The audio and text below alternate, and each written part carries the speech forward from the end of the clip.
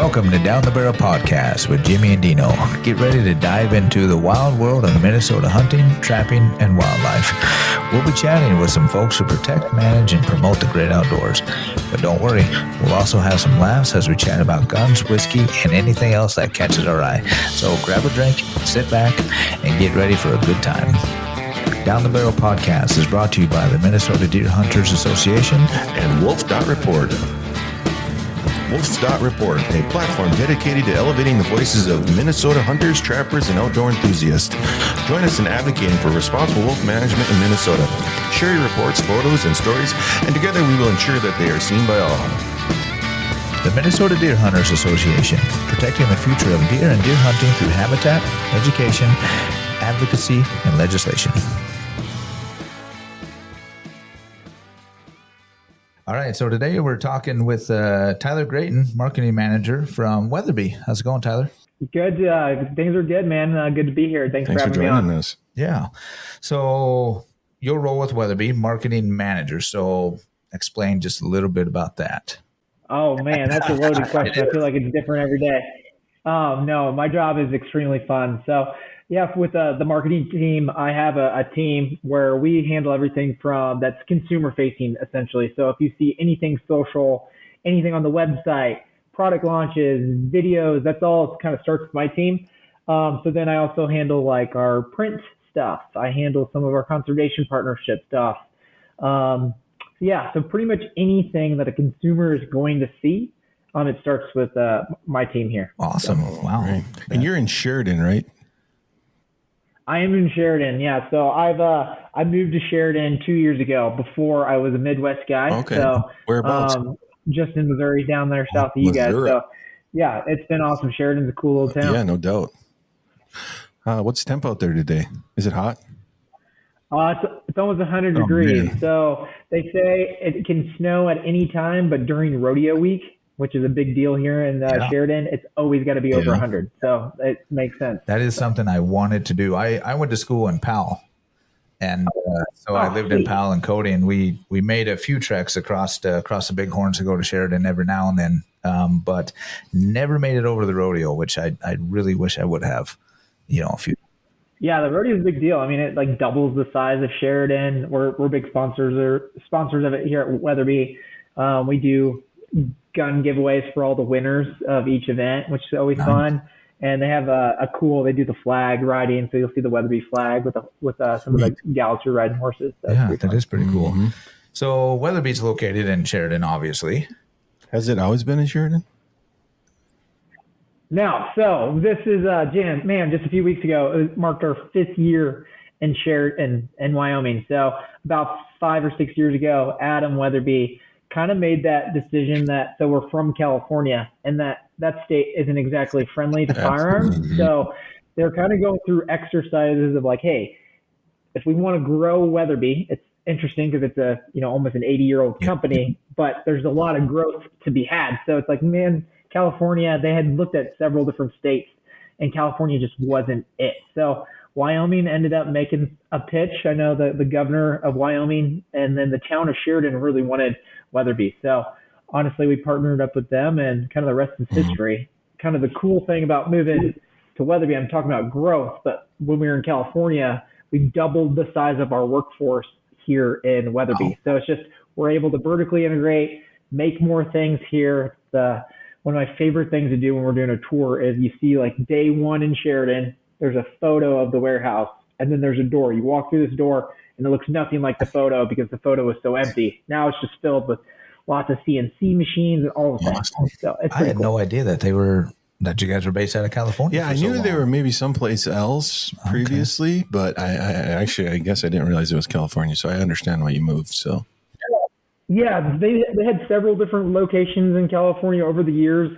Roy Weatherby, which is Adam Weatherby's grandfather, started it, and honestly, I kind of love the roots of Weatherby because it's a lot of marketing based. So Roy was really like good friends with celebrities in California. So like Roy Rogers and all these things, these guys would be shooting Weatherby. So they'd stop by the Weatherby gun store at the time, and they'd have these big fancy guns. Nice. Mm-hmm. Huh. That I had no idea. So how big is Sheridan anyway? Sheridan's about 20,000 people, and I think there's roughly 35 in the county, so kind of surrounding Sheridan area. Yeah. And you said that's on the east side of Wyoming? It is. Okay. Yep. Yeah, it's kind of like north central. We're about 30 miles from the Montana border, and north of Casper. So the biggest, I think Sheridan's the top 10 biggest cities, but Casper's got, I think, like 50,000 people, so it's a little bit bigger than. Yeah. Yeah, and it's crazy how Billings, Montana, is more populated than the whole state of Wyoming. Oh, absolutely. Yeah, Billings is pretty big. They're 2 hours north of us. They've kind of got all the Sheridan has everything you need, but if you wanted to go to some of those bigger box stores, that's where you got to go. Yeah, for sure.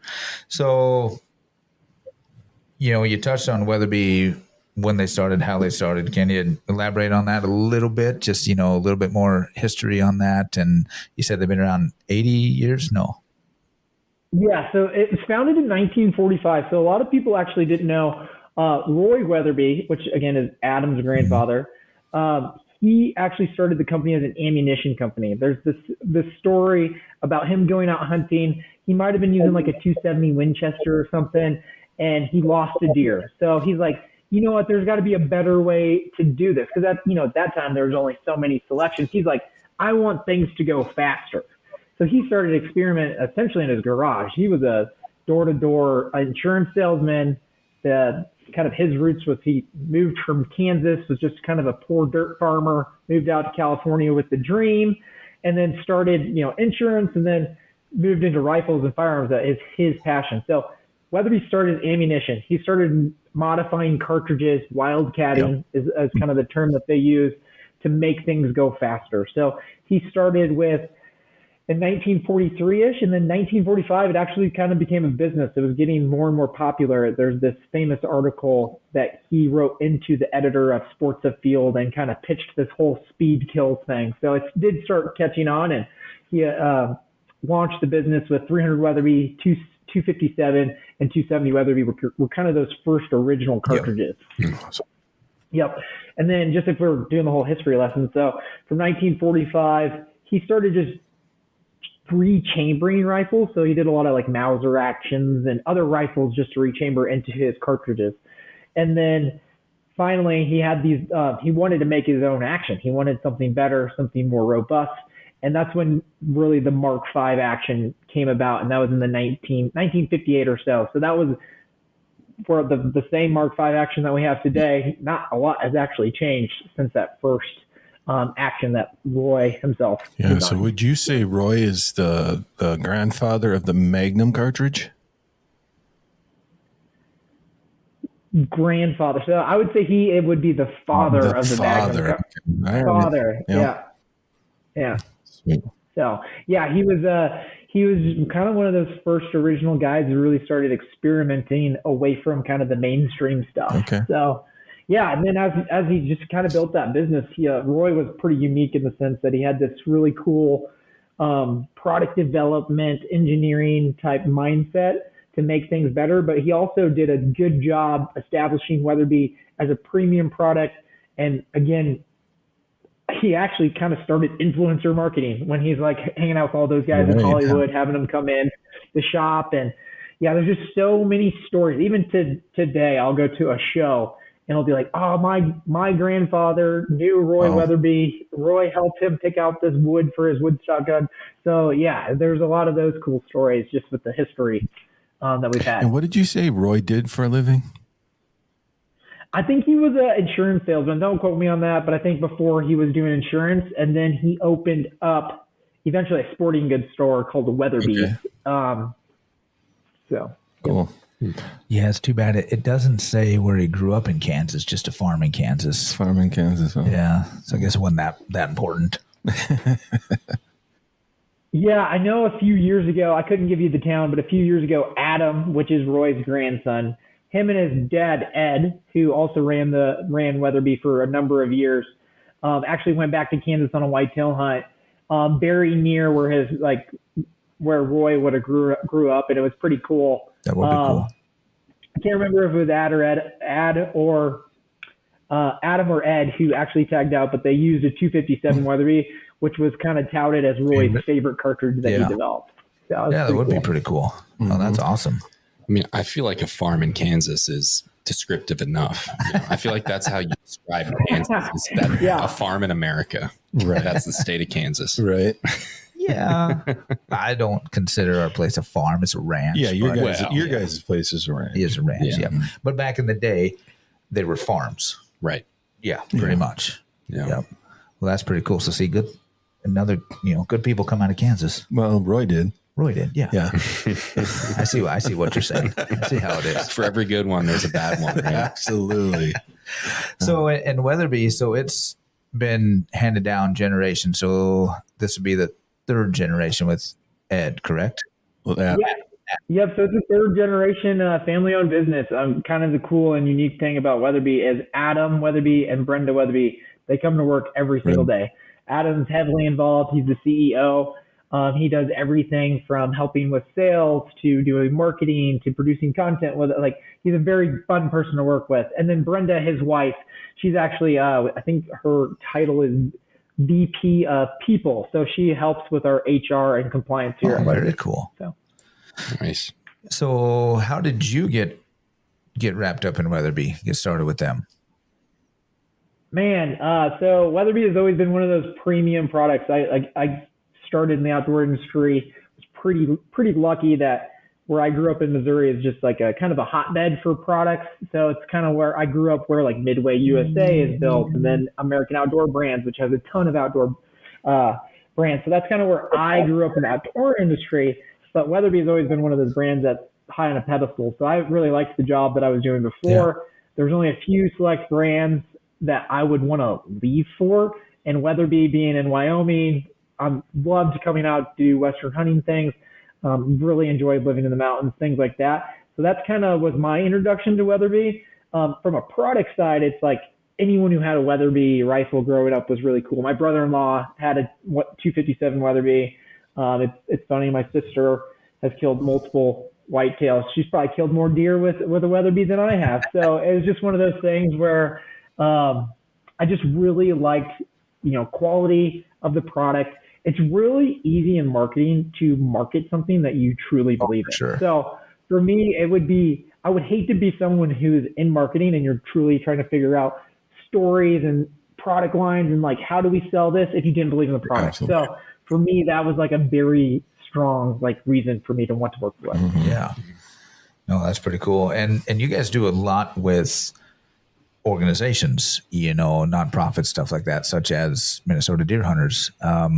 This year for 2024, MDHA had chosen the Weatherby Vanguard Bronze in 7mm08 for the gun of the year. Yeah. So that's one of my favorite things about Weatherby is because that kind of falls under part of the marketing part, is that we do have like a really good commitment to work with not only the big conservation groups, but we work with a lot of chapter level and state level groups. So that's really fun and fulfilling. So honestly, I think I alluded to you guys, we're doing a film festival later this month, and one of the films is with Rocky Mountain Elk Foundation. So it's just really fun to be involved and kind of put our money's where our mouth is.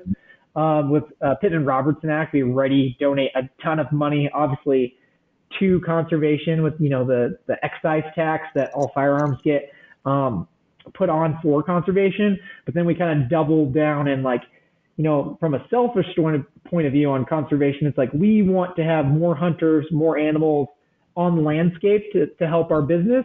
But at the end of the day, we're hunters ourselves. So giving back and working with organizations like that is just a win-win. Absolutely. So you mentioned the film festival. That's right in Sheridan then? Yeah, we're doing it in downtown Sheridan. It's kind of, we call it the historic YO Theater. It's kind of an old schooly theater. Typically, this is our second year doing it. We produce a ton of our own content. So all of our marketing, all of our filming is all done in-house, meaning there's, team members from Weatherby are shooting, filming, editing, producing videos.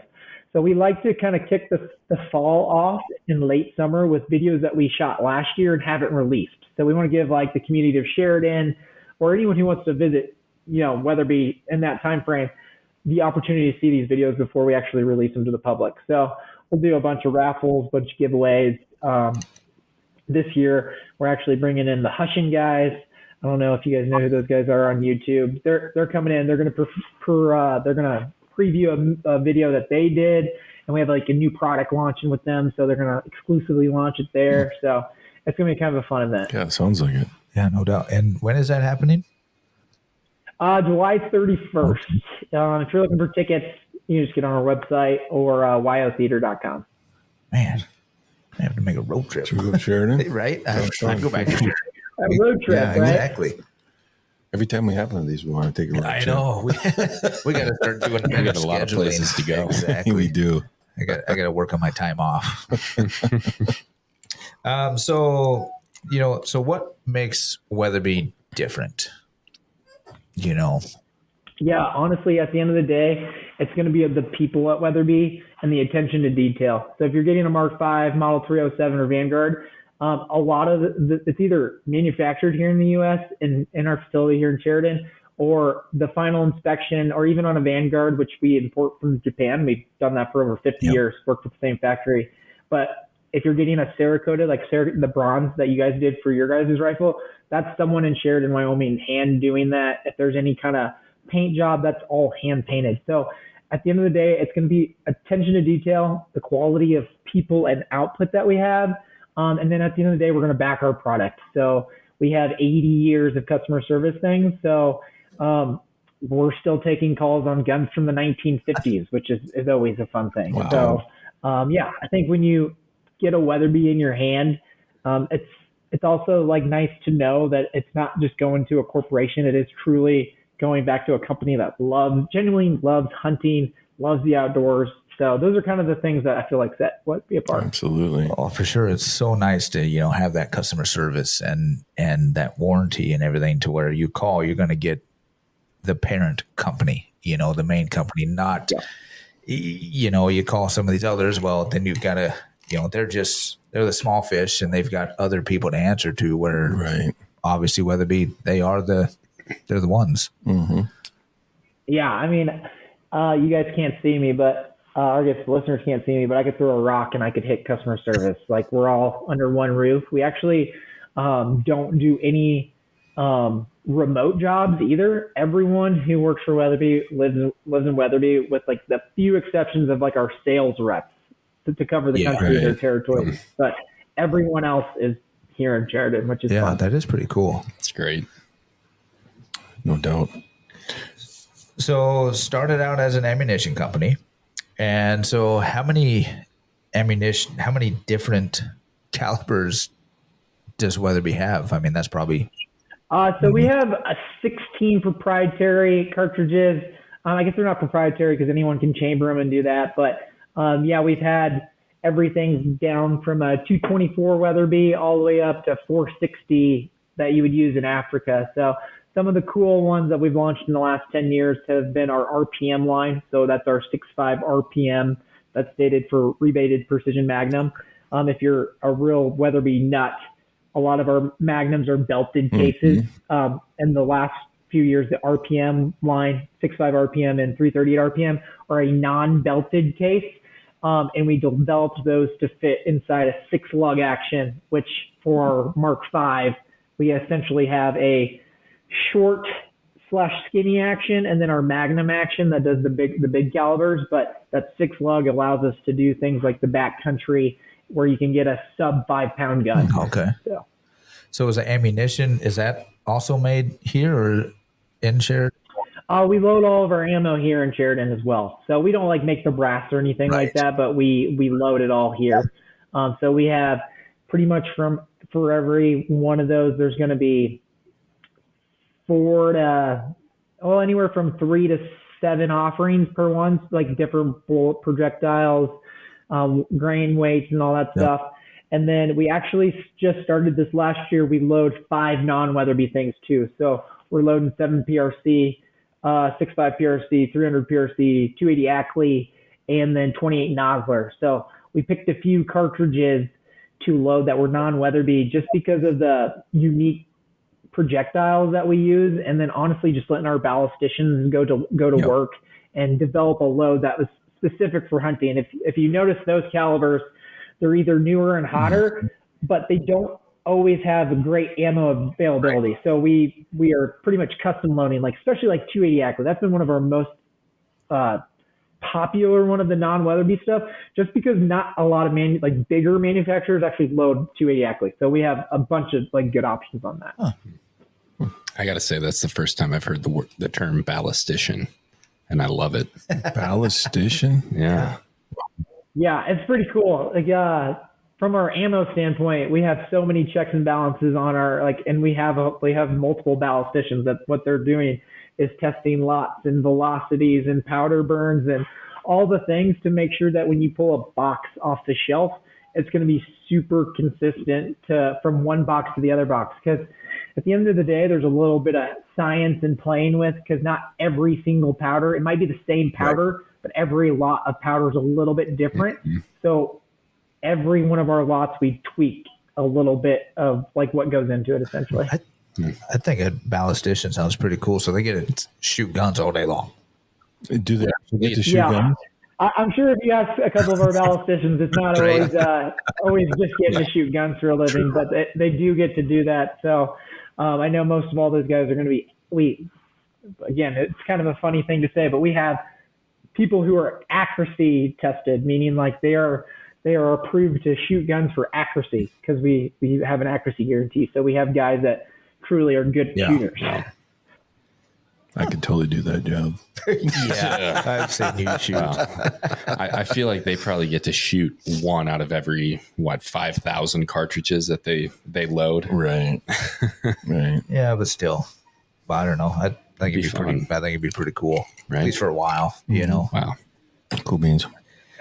I mean, one of the coolest parts of their job is like, let's just say we want to introduce a new we want to test a new 300 Weatherby projectiles. Like, we've been loading a lot of things called hammer bullets right now, and we have a 195. But if we ever wanted to load like a 205, they're literally down there hand loading like a reloader, and they're just starting to test and tinker, shoot groups, see what fits the best. And if it's something that passed all these tests and checks and balances that they have, they'll then maybe make it into a production run. And then that production run has a set of standards. Yeah. When we talk about velocities within factory ammo, we call it a standard deviation. So we want that change in velocity from shot to shot to be under 20, meaning so if you're shooting 3,000 feet per second, every one in that box should not go over 20 and not go under 2980 kind of thing. Mm-hmm. So we have very tight tolerances. Most of them are under 10, but a lot of them is, there's kind of those benchmarks. But if you were to go buy a cheaper ammo option, it might be 50, it might be 37. So standard deviation is very important when it comes to if you're hand loading yourself or buying production. Yeah, no doubt. Are you throwing shade on the core locks right now? I'm not throwing any shade at anyone. I'm highlighting, so no shade, highlighting what we do there well. You go. There you go. Yeah. Awesome. That's what makes Weatherby different. That's right. So let's talk about the rifles a little bit, obviously, because rifles are the big thing. So your Mark V was one of the first, or what? Yeah, one of the first, and it's kind of like from a quality standpoint, that's kind of our top line stuff. That's where you're going to find lots of different carbon fiber stock options, higher quality wood options. We do a lot of custom shop stuff with Mark V. So it's kind of our Mark V. And then we have our Model 307 action, which is a brand new action for us. We launched it last year. So that was like the first time we introduced a new action to the marketplace in 50 years. So it's kind of a big deal for us. We call it Model 307 because our move to Wyoming allowed us to really expand what we do. So we wanted to develop a platform that maybe isn't quite the current Weatherby user, meaning there's a lot of 700 clone or 700 based actions out there and the reason that's appealing is because aftermarket accessories. Yeah. So pretty much every trigger company, every stock company, all these aftermarket accessories that you're going to build your own rifle are 700 compatible. So we wanted to have an action that catered to that, because that's a lot more popular when you get into, that crossover guy who likes to hunt, but then might want to compete in NRL Hunter, or they might want to compete in PRS. So we wanted to have a platform that was compatible with a lot of aftermarket stuff. So we sell just a builder's action, but then we have full rifles. So it's like anywhere from $1,200 all the way up to a sweet factory class, carbon barrel, carbon fiber folding stock one in that line. So 307 is new for us. Really cool. And then we have our Vanguard. Vanguard was launched and developed 50 years ago because we wanted to provide a quality rifle, but a little bit friendlier on the price. Yeah. So that allows us to do that. We have, from that price point, you'll be able to find a Vanguard anywhere from $500 up to $1,500. So, yeah, we really, the Vanguards are one of our top sellers. We don't, we obviously can get the Mark Vs. We don't carry a whole lot of them just because of the price point, for, a certain thing. But I have been intrigued by that 307 and Absolutely. And actually I ordered a couple in for a couple guys and they were Vanguard. I think I've sold this one guy probably 6 Vanguards, in the last few years. And then this last guy goes, you know what? I want to try that 307. So I ordered it in and I thought it was really smooth. And he got it, came back 3 days later, said, this has got to be the most accurate out of the box rifle I've ever shot. Mm-hmm. He goes, I think within 2 shots, he goes, boom, it was done. And he said, I'm shooting groups like I've never shot. He goes, it was amazing. Yeah, that's awesome to hear. I'm a huge fan of the Vanguard. I own 3 of them personally. They've got a really quality barrel on them, and they just flat out work.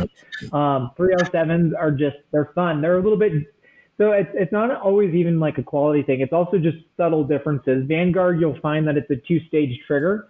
And then in Model 307 Mark V, you'll find that it's a trigger tech trigger. So it's a different type of trigger pull. So it's also like a preference thing for people to bounce between. So I'm a big fan of Model 307 just because it does have that trigger tech trigger in it. And so, yeah, just a subtle differences too. So out of the rifles, the Mark V and the 307 are American made. Yep, American made, all done here in Sheridan. So yeah, every Model 307 or Mark V comes through the facility here, and we're either doing contouring, chambering, Cerakote, fluting, adding brakes, doing all the things to it. So yep. I was thinking at one time I had heard some of the Mark Vs, or maybe it was a certain model, were had something to do with somewhere in Brainerd, Minnesota. I don't know if there was some rifling or anything like that. I'm not sure. There may have been, there might possibly be like a barrel. And maybe it was more situation coming from there, or potentially some scroll work on an action or something. We have definitely suppliers in the U.S. that not every single piece of the Mark V's made in Sheridan, but it's all built there. If that makes sense. Yeah. No, that's pretty cool. And shotguns. Obviously, Weatherby does shotguns as well. Yeah, so it's fun to be able to do the rifle side and then the shotgun side. And on our shotguns, we offer a really good quality stuff. We have everything from semi-autos to over and unders to side-by-sides. And again, we kind of do that good, better, best where there's something that's affordable for everyone. And then we have some really cool Italian-made stuff too. So our newest shotgun that we launched is the Storix, which I've been pretty pumped about. The new kind of waterfowl shotgun. It's made in Italy, but then a lot of the finish work is done here in Sheridan. So you'll see like some custom hand sponge painted stuff, some Cerakotes, some camo dips, and all of these things that are, we have a really cool partner in Italy who manufactures the firearm. Yep. And the cool thing about them is they're also a family-owned business. It's a father-son thing. So it kind of goes with the Weatherby ethos. And then we bring those in, just honestly the barreled actions on those now. And then we do all the tinkering to it, final inspection, pack them, and then ship them. So. Oh, that's really nice. I like the Element. I get to mess with those a lot more. And I think it was it last year they came out with that? It was just a special run that you guys did with that M81 camo. Oh yeah, those are sweet. And big fan of those. And I'd ordered quite a few of those, and I might have one hiding behind a door somewhere. Just, you know. Yeah, we do that a lot. And Yeah. I feel like that door is getting hard to open with all the Weatherbys that are hidden behind it. Yeah, exactly. There might be a couple APFs thrown in there. Maybe. It's a lot of Weatherby. A lot of Weatherby for sure. But yeah, really, the Element's a nice gun. And I've been looking at this Sorex and really thinking about, you know, grabbing a few of those. And we picked up a few Orions too. The Sorex is a sweet upgrade. Elements, here's my little testimonial to Elements. I just got from a guy who was hunting last year. There was some kind of crazy flood. They were hunting out of kayaks. He dropped his Element into the water. And it's like freezing cold. It was too deep. They, for whatever reason, could not get it that day. Now it's springtime, and they just went out about a month ago, so 6 months later from hunting season. They went out, and they found the rifle or the shotgun buried in the mud. So the floodwaters had receded, and they could walk up, and they pulled this Element out, and it's just caked in mud. They broke it down, cleaned it, and they're like, this is going to be a test. And then they sent us a video, and they go bang, bang, bang all 3 times like nothing happened. I mean, it was submerged in water and mud for over 6 months. That's awesome. There you go. That should definitely be a new commercial for you guys too. Recreate that in the video. For sure. So, no handguns? No, we do not do handguns. I'm sure in our history somewhere we may have done a promo of some sort. I think for now we'll stick to the long guns. Okay. Yep. And then you know, another one, you know, no semi-autos of any kind Other than the shotguns. We're bolt guys. To my knowledge, we're always working on stuff, but we don't have anything super on the deck for semi-autos. We're bolt guns. We kind of like know our lane, and we want to provide quality hunting and competition rifles and shotguns. So I don't know. Sometimes I feel like companies, as they're trying to grow, they just try to expand their product lineup, and we don't want to get away from what we do really well. We might catch a few more sales, but then I feel like you start to lose the identity of the brand. So I always say never, but I think with where we're at, there's even total opportunities to keep growing within what we're doing. Absolutely. Yeah. Well, and I definitely appreciate that. And I think that's true of a lot of the firearms industry. Is that a lot of companies kind of know their lane, and they do it very well. Right. You know? And then you get these few companies that do try to do everything. Right. And they get the price point right, and they don't do it well. That's they about don't it. do it very well. Or they start lacking on, you know, they lack on the stuff that they used to do well because they're trying to come up with a new product line or whatever. So obviously, at some point, something's going to get missed. Yep. Right. Just keep Weatherby. Yep, exactly. That's my vote. Me too. Yeah. I grew up shooting the Vanguard 300 mag. I love that gun. Yeah. I need to get a Mark V. I want that 307. Yeah, that 307 I've been looking at too. I'd like to try the 307 myself. I kind of fanboy love that Meat Eater one. Yeah. Yep. Meat Eater one's pretty cool. We just launched probably 4 weeks ago now. We launched it. We call it the Alpine CT. It's a Model 307 carbon barrel, carbon stock, and it's right around $2,000. So to have a carbon barrel, carbon stock, and kind of entry level price right there, we've been getting so much good feedback. They shoot so well. Our carbon barrel that we use is a company called BSF Barrels, and they are just a really quality barrel. They think about carbon barrels in a different way, and we have accuracy records right here in Weatherby when we're doing all of our testing, and I think all top 5 accuracy records have been done with the BSF barrel. Yeah. What caliber? Oh man, I actually don't know that one. I'm gonna guess that it's probably some sort of like 6.5 RPM or something along those lines. Okay. Well, if you want to send it out here, we'll figure out what caliber it is. We'll give you some reviews on it. Yeah, we'll give it a whirl. Then you can put a little label on there, down the barrel endorsed. There you go. Oh God, yeah, you know all 20 people love that. So I really like that stock on that 307. You know, the regular stock, not getting into like the MDT or anything, but it's kind of a unique stock on that. Yeah, it's pretty cool. It's a vertical, so kind of trends have been vertical grip with a flat forend so that you can do kind of that combination of bench shooting or shooting prone in the field. And honestly, with a vertical grip stock, they've been a lot more popular versus, kind of the sporter style stock, just because it promotes really good shooting form too. When you can get your palm vertical, you can really pull that trigger finger straight back instead of like when you're with the sporter and you're kind of gripped. For some guys, the sporter is way more comfortable, but I've been a huge fan of that vertical grip. And, for the Range XP or the Meat Eater, where they're $1,100-$1,200, you get adjustable length of pole, adjustable cheek riser there. So you get some cool custom features on a stock that typically you don't get in that price range. Right.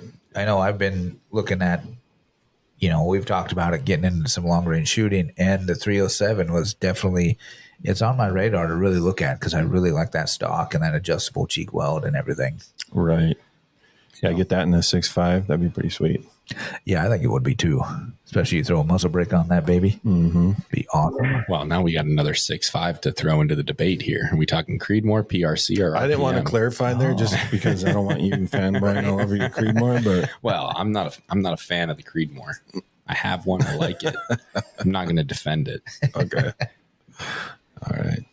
So, best-selling model, more than likely the Mark V. Oh, it's got to be the Vanguard. Yeah, it's definitely going to be a Vanguard. It depends. So is it by historical volume? But yeah, it's going to be something Vanguard. But it's from a cartridge standpoint, it's going to be 300 Weatherby 257 for the Weatherby stuff. And then we do chamber tons of Vanguards and stuff in like 6.5, 308. Again, that's a very standardized cartridge. Anything in 308 sells very well. But from a Weatherby standpoint, 300 Weatherby 257 are kind of the top two there. Yeah, I do like that 257 Weatherby. I've looked at that one quite a bit too, trying to decide, do I want to go that way? Well, it's a nice classic round. It is. Sure. It is. Yeah. But the gun of the year is what? 7mm08. Okay. Yeah, and also a great cartridge. Mm-hmm. It is, and we chose that one, because we wanted kind of that all around, to encompass even your youth or your lighter shooter, your youth, you ladies, obviously, your men as well, but kind of just get that basis first because we haven't had that light of a chambering in quite a while. Yeah. So that's why we wanted to go with that. We would have loved to, go with a Weatherby chambering, but we just decided to let's stick with that for now. Yeah. See how that goes. And then, maybe in a couple of years, we'll come back and, go with a 257 or something like that. Yeah, so, yeah. We also chose that one a little bit for the predator hunting as well. Yes, true. Yep. Mm-hmm. Yeah, that's a pretty cool cartridge. It's a good versatile cartridge. That's not a bad choice. Mm-hmm. Yeah. That's what with like cartridges. I'm not like some people get super defensive or like are all in on one cartridge. And I would say maybe it's because I'm spoiled working at Weatherby is that I think of cartridges like tools. So it's like, what cartridge is the best tool for the hunt I'm about to do? Yeah. Right. For me, it's like I love 300 Weatherby, but if I was going to go do an NRL hunter competition, I'm going to shoot a 6.5 Creedmoor, right? If I'm going to go elk hunting, again, I'm going to pick the best tool for the job. And I'm going to go 300 Weatherby. I would never take a Creedmoor out, right? But then there's the guys who are like, 6.5 Creedmoor. I mean, our joke around the office is we call it need more. Call it what? Need more. Need more. Yeah, now I've heard Creedmoor, need more, and bleed more. I don't know which one to go with. I like need more. Yeah. I'm going with that one. So that's kind of our joke. We have, in the 6.5 category, from a Weatherby cartridge standpoint, we have 6.5 RPM, and then we have our 6.5 300, which is, a 300 Weatherby case neck down to 6.5. So we have the fastest production 6.5 on the market. That one is a really popular cartridge and a fan favorite of Weatherby guys. Yeah, that one definitely. Awesome. That one's always intrigued me when I see it, or when I see a gun chamber, and I'm like, okay. So I had to look it up because I was ignorant at one time, still am. But I was like, 6.5 300. What does that mean? So okay, here we go. Google. It's like, Oh, these guys are thinking. Yeah, it's like a hot rod round. Yeah. It's like they're tricking people, mind games. Right. Okay, so you got your 6'5" guys, you got the 300. Hey, let's mold them together. Boom. Now everybody is on it. Yep. Yeah, that's a really cool cartridge there. For sure. Yeah, for guys you might not know. So like in perspective of a Creedmoor and like let's just say 130 grain like shooting out of a Creedmoor versus 6.5 300. That 6.5 300 is going about 700 feet per second faster out of the muzzle. So we always say what is like now I'm talking math, but like force has velocity squared in there. So speed matters. That's what we always say. Speed kills. Speed matters at Weatherby. For sure. Yeah. Fighting off a headwind or whatever. Crosswind. 300. Yeah. Boy, that sounds pretty good. Doesn't that sound cool? Mm-hmm. I just want one. I just want one because it sounds cool. Right. So being from the Midwest, what do you hunt whitetails with? 300? Ooh. So I would do 257 Weatherby. Okay. That's what I would hunt whitetails with. Yeah. Okay. Yep. 240 Weatherby is sweet too. I don't personally own one, but 240 Weatherby, that's like a 243, but going way faster. Yep. That would be a sweet cartridge too. Especially with hunting in the Midwest, you don't even like with a 240 or 257. If it's under 300 yards, you're not even gonna have to worry about holdovers or anything. So it's just like point shoot. There's a dead deer there essentially. Yeah. Well, especially up where we are. I mean, I don't know about you guys, but I would be. I don't think I could have a more than 100-yard shot where I hunt. We got a couple longer shots. But I mean, just because of the high line. Yeah, but rarely, rarely take them. Yeah. Right. And that's more, that's not even because of the cartridge we use. It's more because of our ability. Wow. Yeah. You do have to weigh both of those, right? Right. Yeah. But right. that's where, practice makes perfect. And I don't practice to make it perfect. I'm trying to work on that. Sure. Hey, don't worry, guys. When I was in the Midwest, I'm like, ooh, a 250-yard range. This is far. Oh, I hit the steel. Now it's like we get to shoot out to 1,000. When you are that Midwest guy and you're starting to prepare to potentially do an out west hunt, definitely shoot. I mean, again, using a gun and a scope as a tool, you're only as good as you know your equipment. So I always say if you got a $3,000 rifle and you put a $200 scope on there, you got a $200 rifle, right? So it's like know your tools and know how to work them. It's just honestly, when you get more proficient like that, you might not actually be a better shooter, but you are more confident. So there's nothing worse when you're a Midwest guy and you come out west and you got an elk at 350 and you hadn't practiced and you're like, am I dialing? Am I holding? Like, so you only get so many opportunities. Hunting out west is hard, especially when you're trying to plan that trip from the Midwest. So just be familiar with it. It's one of those things that I don't think people do enough. And I was guilty of it when I lived in Missouri. So yeah, lessons learned on that. When you show up to and then little tips too is just always have the tools to fix things. Like make sure you have a torque wrench set that is good for your scope, just in case. I do have a nightmare. It's like one time I did drive all the way from Missouri out to eastern Montana in my younger days, and I had an action screw come loose, and I'm like, did I just ruin my whole trip? I have no idea what I'm doing. So fast forward 10 years now, and it's like I've got everything. I just went to Alaska and we set up 6 rifles for guys, and you have all the things, and you just get more confident as you build that knowledge. So. Oh, for sure. Definitely. I mean, we've had that happen. It seems like we always have that happen. Yeah. We were at the range one time. And Jimmy was shooting one of his new guns. Mm-hmm. And all of a sudden it's like we were getting it out in, and it was pretty good. And then he goes, well, here, why don't you shoot it? So I'm shooting, and all of a sudden it's like, wow, why are we like going downhill all of a sudden?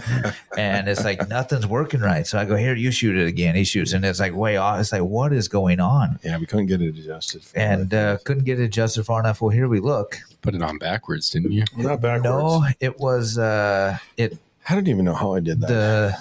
What did you do? Something dumb. Well, from left to right. Yeah, from left to right. I had the dial on the wrong side. Yeah, and basically totally screwed it up. And we didn't have the right tool to tighten down the brackets at all. Once we couldn't change it. Yeah, we couldn't change it. It's like, yep, from now on, I'm bringing the torque, so now I got a whole kit that I bring every time we go to the range. And, I've got that whole Real Avid case that just lives in my range bag. Yep. It's great. Yeah. And works on the bow too. Yeah, absolutely. For sure. Yeah, and I have learned more about, how to obviously tear apart a rifle, for the most part, to figure out, okay, so if this comes loose or anything like that. So, and like I said, being more proficient with your tool and, the tools that you use, then that's, will make you a better shot essentially as well. So, yeah. So how many have you elk hunt out there now? Obviously, I do. I have elk hunted. I've killed a few elk. It's pretty cool, pretty addicting. So. Is it? Yeah. Oh yeah. What's your longest shot on an elk out there? So the elk that I have killed is 300 Weatherby, and then I have shot one with a 7mm Ren. Yep. 300 Weatherby is kind of the go-to for elk. It's like that caliber was made for it. So. Yeah. Oh yeah. Yeah. I don't know. I always have used a 30-06 for elk hunts, but that's just me. That's classic though. Yeah. I always dreamt of using a 300 Weatherby to go out elk hunting, but I've never made it out there. So right. What's the biggest one you've gotten? Elk? Yeah. I don't know. Somebody gave me a steak once. Was that me? No, you don't share. I was going to say, that would have been an old steak. Yeah, I've wanted to go out elk hunting, but just it never happened. Yeah. Yet. Let's say yet. Right. Can you get over-the-counter tags for out-of-staters out there in Wyoming? For Wyoming, they're pretty stingy when it comes to non-residents. For elk in Wyoming, though, there are plenty of cow opportunities. If you're ever I'm sure there's leftover to cow tags right now. I always tell people, you just got to go to learn. So when you're able to pick up a reduced price tag, is what they call it in Wyoming, a cow tag. I mean, the pressure feels like it's off, and at least you're hunting. A lot of those units too, with Wyoming, you're building points as non-resident. You could go hunt cows in a unit that you think you might draw 2 years from now, 4 years from now, and you can learn that unit with a little bit less stakes as getting a cow. Because there is no shame in coming out here and shooting a cow elk. The meat is delicious. And again, it's later. Usually those later season rifle hunts, you can get a cow tag. I mean, there's rifle hunts in Wyoming on leftover tags, I'm sure right now, that go to the end of December. So there's plenty of opportunities on that side. Now, they are very stingy when it comes to their mule deer and then their trophy potential. So it does take, I would say for most guys, for elk, it's going to take over 4 points for someone to draw something. Again, it really depends on the unit. And then on deer, some of the best units are going to be 10 years plus kind of thing. So. Oh, wow. Yeah. How about pronghorn? Pronghorn is changed a little bit the last couple of years. They've reduced non-resident tags and reduced tags in general just because we had a hard winter 2 years ago. So populations have been down. I actually, as a resident, had a pretty good chance at a certain unit, and I did not draw. So, but again, typically, depending on the unit you're picking as a non-resident, every other year, every third year, you can usually draw an antelope tag. Nice. Yeah. Yeah, I don't see anything wrong with taking a cow. Oh, that's a lot of meat. Yeah, I mean, that's what we do, right? We're not trophy hunters. Some people are. We're not. Never been able to be a trophy hunter. Right. I mean, I happened to get a trophy elk, and I'm very happy with it, and it looks great above the fireplace. Right. I was saying, trust me, I know you guys from Minnesota do know, because what do we call them? Blue platers? I feel like we see those guys out here in Wyoming all the time. So. Blue platers? Yep. What's a blue plater? I'm not familiar. I think that's a license plate. I feel like I've heard that term from Minnesota guys. Yeah, it's like, it's just a blue plater. Those guys. Flatlanders. Yeah. I don't know. I feel like everyone always is hating on the Texas license plates, and that's the team I'm on. Let's shit on Texas all we want. Yeah. They got ugly license plates or something? Hey, just ugly people. I don't know. I thought that was Jared Wisconsin. said that. No, I thought that was Wisconsin. well, yeah, here it's Wisconsin for sure. Colorado, it was like I get it. hunting I get season it. would roll around or skiing season or whatever, and you get stuck behind a Texas license plate, and that would ruin your day. Oh, I In see. Kansas, it was like Oklahoma Oklahoma. license plates. So what is it in Wyoming and then? part of Missouri. What is it in Wyoming? Probably Colorado. What is in Wyoming for license plates? Yeah, who do you hate? I mean, Oh man, just honestly, we're team no. Like again, we're pretty stingy with our out of state tags. So it's anyone with a non Wyoming plate. There you go. all of us not. Well, I remember when I was in Powell, it seemed like what was it, County 1? Is that around the Casper or Cheyenne area? Yeah, I think so. I know Sheridan's 3, so that's like the only one that I know. Yeah, I think it was 1. I remember up there, it's like, they'd be bad drivers, like, County 1 or 1 plate or something like that. It's like, Oh, I forget they put the they put the number, the yeah, county they number. put the county on there. Yep. There's always somebody to make fun of, Oh, for sure. Yep. Somebody's hating on somebody all the time.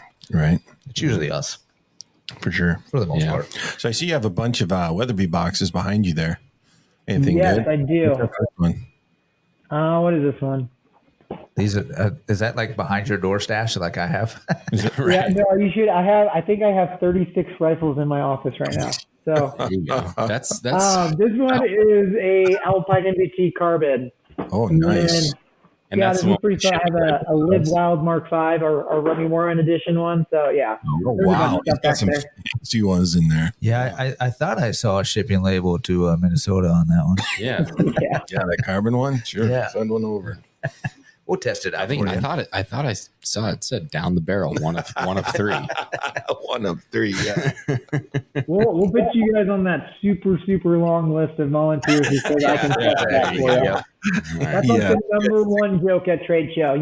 Hey, my truck's right outside. If you just want to cart those out there. Yeah. Yeah. I think it's required. You have to do that. Oh, for You sure. have to. Right. It's like, What else are we going to talk about? I don't know. Quality of guns. I don't know. Right. For sure. Awesome. So I saw Weatherby has a podcast on our mark, right? Yeah, on our mark, that's kind of our place to do. We do ballistic podcasts. We do hunt stories. We bring in partners, interesting people. We're pretty much an every Wednesday or every other Wednesday type cadence on that.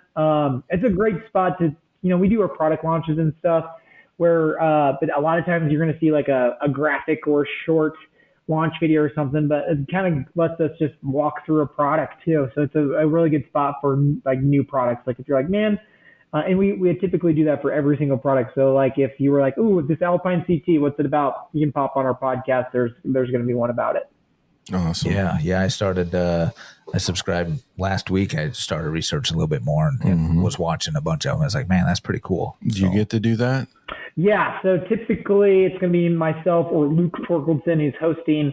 We'll have Adam on a bunch. We'll have some of our ballisticians, product development. We do a little bit of everything. But yeah, I get to be on most of those, which is really fun.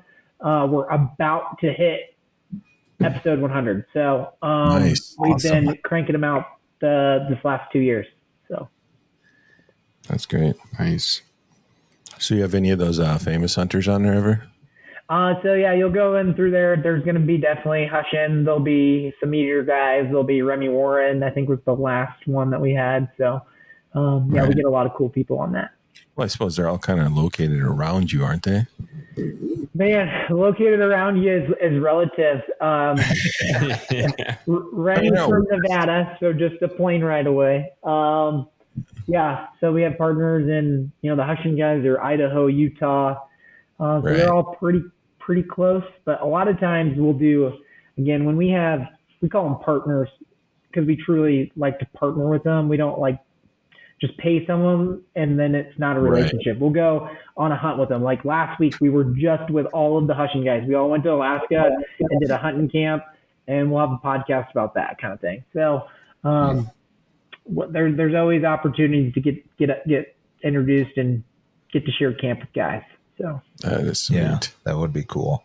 What were you hunting for in Alaska? If you don't Alaska, we did a cast and blast. So we were doing spring bear. Nice. So we were hunting black bears from, but it was based off a boat. So we like slept on one of those kind of house boats, and then we fished halibut, rockfish, all kinds of fish during the day, and then we would go ask the transporter to drop us off somewhere, and then we'd go hunt black bears in the evenings. And when I say evenings, it was only dark for like 2 hours, so it's like go all day. So that's what I want. I never want it to be dark. I just want to like be outside. Well, it's late here now until like 10:30. Yeah. Yep. I'd love it to be light till like 3 a.m. Well, it's light at like 4 a.m. So Right. yeah, it was getting tight. So there's no shooting time in Alaska either. It's just if you can see, it's legal to shoot. Oh, wow. Really? Just because of how much it fluctuates, so they don't have a shooting time, I suppose. except for some migratory birds, but we won't get into that. But yeah, it was getting like dark to where you couldn't shoot around midnight, and then it would just be kind of gray until 1, and then from 1 to 2 it was pretty dark, and then from 1 to 3 it started getting gray again. That's crazy. Wow. So when did you sleep? When? Yeah. Not. I don't know when I slept. I still think I'm recovering from that. So When you got back? Yeah, it sounds like a crazy fun trip. Yeah, that would be cool. Mm-hmm. Black bear hunting off of a boat. Right. Mm-hmm. Well, is there anything else that you want to talk Weatherby, or what do you guys got coming up? yeah, I would just say we have launched so many new products this year. So if you haven't seen any of those, just go check out our socials. We're on Facebook, Instagram, YouTube. Just go check those out. We have a lot of cool hunt stories. We've launched 5 or 6 products already this year, and then we're not slowing down. We got some more products going into fall hunting season. So yeah, if you want to learn more about Weatherby, I would say check out those socials. Absolutely. Yeah, no, that's pretty cool. I was checking out the website last few days off and on, and yeah, it's a lot of cool products. And The 307. Check out the 307. Yes, definitely check out that 307. Awesome. Well, I think we're good to go, Tyler. I mean, thanks for joining us Yeah. and chatting with us a little bit. Yeah, I hope to be back. We should do this again once you guys cross 100 episodes. Let's do something. Oh, Absolutely. For sure. Yeah. Absolutely. Heck, we we can we do get it. to 100. We're going to, yeah, that'd be awesome. Yeah. We can do a review after we get our shipment. Yeah, 37 of them. Right, exactly. No, I think we can definitely do this again. God, I maybe hope so. come closer to hunting season, or even after hunting season, or if we get some new product lines that come out, why not? Revisit it and After we get that 307, start shooting. I'm gonna get that. I'm gonna get that 6.5 300. Yeah. Yeah. That way I don't have to say I have a 6.5. I can actually throw that 300 on the end. there you It like softens that it's got blow. 3 more numbers. Yeah, attached. right. I don't have to end with 6.5. You can say it with some pride. I have a 6.5 300. I can, right. Yeah. For sure. and it's got WBY Right. at the end of it. Weatherby. There you go. I always Yeah. like saying Weatherby at the end of Yep. it. Yeah. So I got to start calling mine a 6.5 leave more. Need more. Need more. Need Need more. more. You Need need that more power. 300 on the end of it with the Yeah. Weatherby. All right. All right. Fine. Awesome. I'll throw mine in the fire and buy a new gun. There you go. Tyler, I'm going to give you a call tomorrow. All right. We're going to talk stock options. I'd like a Monte Carlo. Can you provide that for me? Yeah, just shoot me an email. If you get it out in office, I promise I'll get back to you. Perfect. Promises I'll get back to you. Oh, that's awesome. Well, we appreciate it, Tyler. Awesome. Thanks for spending your time with us and everything. And Stay cool out there in Sheridan. yeah, exactly. All right, see you guys. All right, thanks, buddy. Later. The Minnesota Deer Hunters Association has been building our hunting and conservation legacy over the past 40 plus years through habitat, education, advocacy, and legislation in Minnesota for Minnesota. The Minnesota Deer Hunters Association and wolf.report proudly sponsor this podcast. However, please note that the opinions, topics, and guests featured may not necessarily align with the views, beliefs, goals, or mission of our sponsors.